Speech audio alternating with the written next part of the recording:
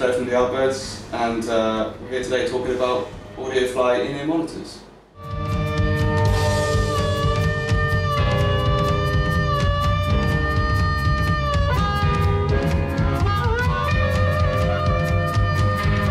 Oh, I've got millions of heroes. In fact, many of them aren't even bass players. Bob Dylan's the absolute champion. Hendrix, Robert Plant from Led Zeppelin, Bruce Dickinson from Iron Maiden, just because he can fly a plane as well. That'd be awesome. Yeah, I've got too many to name, really. Too many heroes. I've always been into music. My mum and dad had quite an extensive record collection that I used to sneak under the stairs and listen to, and my first memories were sneaking down and listening to Best of the Rolling Stones on vinyl and folding it up and looking at the weird pictures of Mick Jagger and thinking he looked really cool.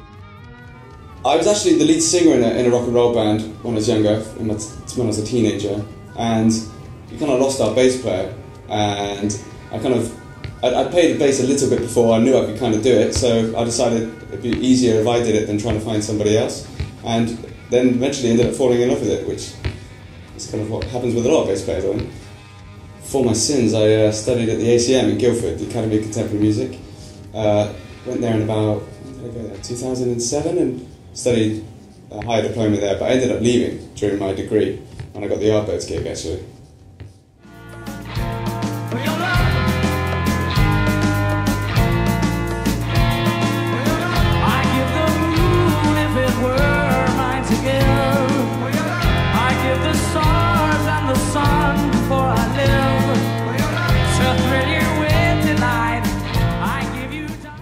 I first joined the Yardbirds in 2009, so this is my 5th year now, and our first gig was, I'll never forget our first gig, it was terrible. We had a US tour booked, big 3-week US tour with the Zombies and the Spencer Davis group, so I was really excited about it, and also petrified because we'd only had about 2 or 3 rehearsals before that tour of the States, and so our first gig was just going to be a little warm-up gig in Margate, and rather pertinently for this, it was a disaster, mainly to do with the on-stage sound, and the monitoring was so terrible, and no matter how much we asked for anything to be changed, nothing did change. And then, to cap it all off, Jim McCarthy, the drummer, he had a big monitor on a stand next to him, and it actually fell on him, and he had to stop playing the drums halfway through a song and hold this monitor up off him.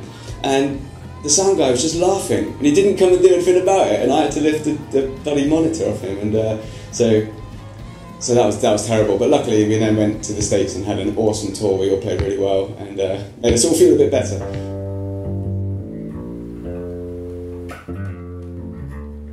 But it's so important to have a really nice, your own nice sound on stage, because, I mean, personally in the Yardbirds we tend to play on quite large stages, and quite often, being the bass player, I need to be able to really lock in with Jim the drummer, and if I'm on a large stage and I'm 10 feet away from him, I might not be able to hear the bass drum very well, the snare very well, and all of a sudden the band loses all of its punch. So it's so, and quite often I'm miles away from the lead guitarist. So on-stage monitoring is absolutely vital to get that mix between the instruments. Otherwise, a band can't play together properly at all.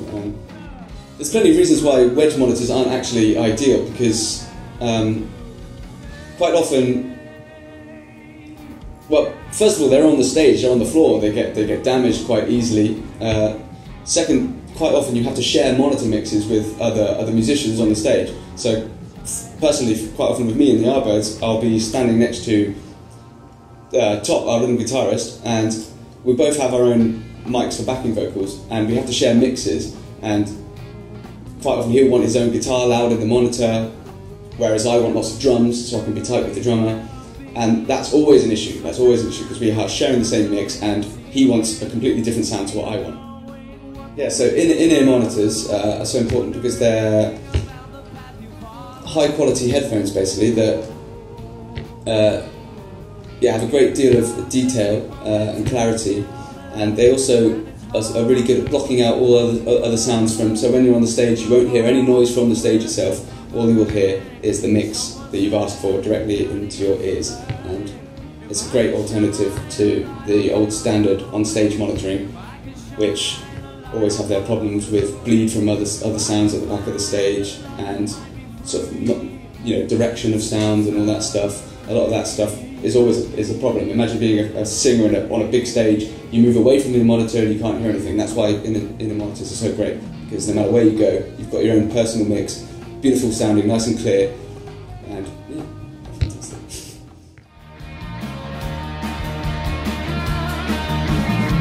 Sick at heart, lonely, deep in dark despair. Only one thought only. Where is she? Tell me where. I'm super impressed with these things. They're fantastic. I've used many in-ear monitoring systems before, and to be perfectly honest, none of them come close to these. They're so clear, such a clear sound, and they're so brilliant at occluding all other sounds from around you. A really great design. These parts here, they're so good they wrap around your ear so beautifully, and they're really adjustable. So. They really feel safe. You can move your head around, you can headbang, you can swing that hair around, and none of it, there's no danger of them falling out. They're brilliant. Well, the cable itself also is very sturdy. That's another problem with a lot of these things. Sometimes the cables themselves aren't sturdy enough, and you're worried that you're gonna have trouble with them if you catch it or you knock it or something. But these are tough and durable. Yeah, the triple driver system in these is pretty amazing when you think about it, because. To have 3 speakers of such quality in such a tiny little thing that fits directly into your ear, delivering that kind of purity of sound directly into your head, is quite amazing when you think about the monitors that we're used to using on the stage, which aren't as powerful or aren't as clear or aren't as good as these, and they're trying to battle with all the sound that you've got on stage. These are just directly for you, and it's a beautiful thing. Yeah, I would definitely recommend Audiofly IEMs to any of my musician friends. Like I've said, they're such good quality. They're really reliable. They feel so durable and reliable. They're sturdy, and they just sound better than any other IEMs I've ever used before out on the road.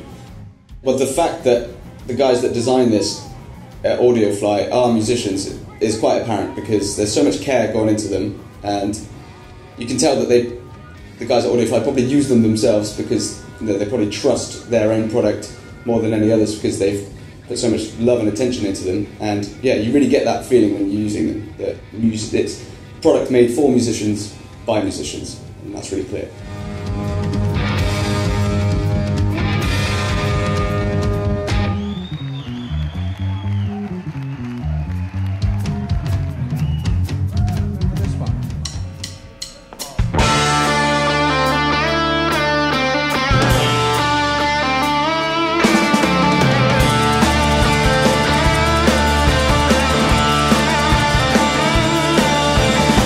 Sick